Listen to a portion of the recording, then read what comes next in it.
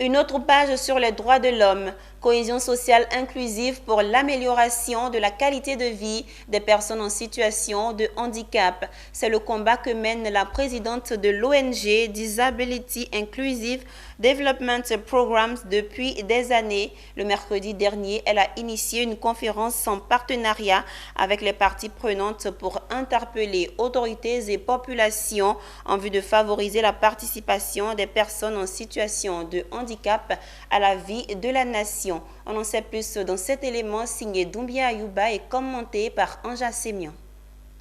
Depuis les États-Unis d'Amérique, son combat est le même.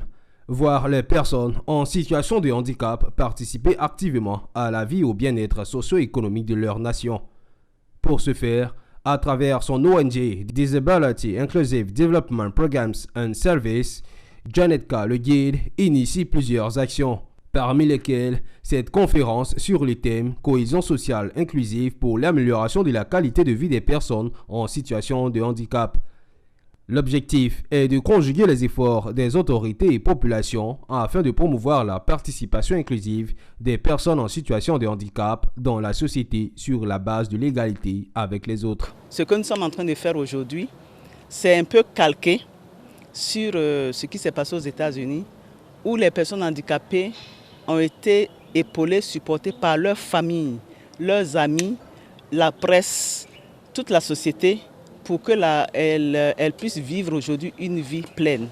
Donc ça veut dire quoi? Intégrer tout le monde. Ce n'est pas une affaire seulement du gouvernement, parce que tout le monde est au même niveau d'information. Si on ne se met pas ensemble, qu'on ne cherche pas ensemble la solution, on pense que c'est ceux qui sont handicapés qui sont concernés, alors que vous avez le handicap congénital. Dans la mise en œuvre de ce cadre d'échange, elle n'a pas agi seule. Plusieurs organisations, notamment la Confédération des organisations des personnes handicapées de Côte d'Ivoire, la International Disability Alliance et les organisations des personnes handicapées y ont associé leur voix. Convaincus de la portée du combat que mène Janet K. Le Guide, leurs attentes restent nombreuses, surtout concernant la question de la participation des personnes en situation de handicap au vote.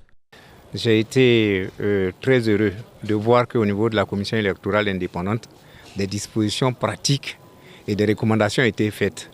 Je peux vous assurer qu'elles sont pertinentes et que ces dispositions-là seront prises en compte par le gouvernement, j'en suis sûr.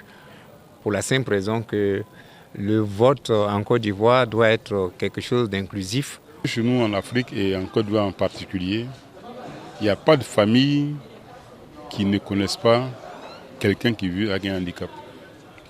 Et le regard qu'on porte sur un handicapé n'est pas le même, il n'est même pas favorable. Souvent on s'en débarrasse. Et pourtant, ce sont des personnes qui ont droit à la vie, qui ont droit à l'amour comme nous tous.